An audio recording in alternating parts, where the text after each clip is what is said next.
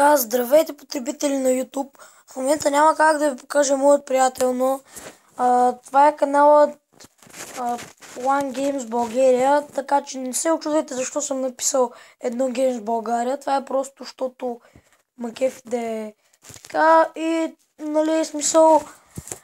В момента няма как да покажа моят приятел, с който ще снимя видеоклиповете, но по-скоро другия петък, днес е събота. Да, събота. 13 е. И нали ще се снимаме двамата. Това, между другото, е новият ни канал с Наско, който е One Games България, както казах.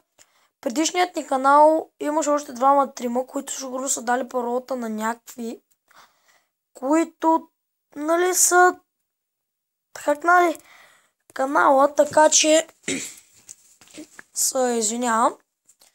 За което не знам, в този канал, сега ще кажа, ако можете да намерите в този канал, ще намерите футболни клипчета,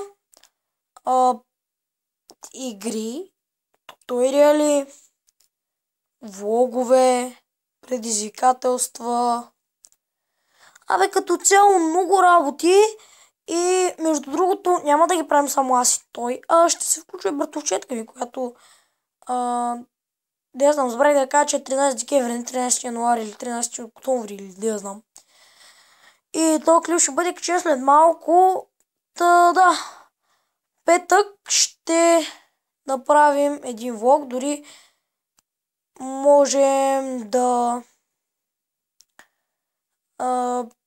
нали, в училище ще ви покажем как протича един наш ден, само че в петък, както казах, защото в петък имам по-леки часове.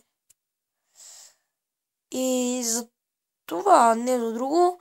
Значи първия час няма да го снимам, защото госпожата само да види телефона и не знам дали ще ми го навре. Защото тя се казва Заломова, имаме при Боянова и при класната на 6-ти клас, госпожа Панова. И след това имаме музика, по музика госпожата, просто хипер добрата, и ще се снимам аз. Така че, да, как протича един мой ден като цяло. Почвам от сутринта и ще завършим, когато се прибирам самичък. Нали? Може и да не е самичък, ама нали? Защото някой път мама ме взима и така. Аз пътувам с рейс, така че да. В петъка може да има отделни влогове за туториали, както казах, и за други работи. Затова не се притеснявайте. Това си супер отделни неща от другото. Сега гледам парк шоу. Ето вижте.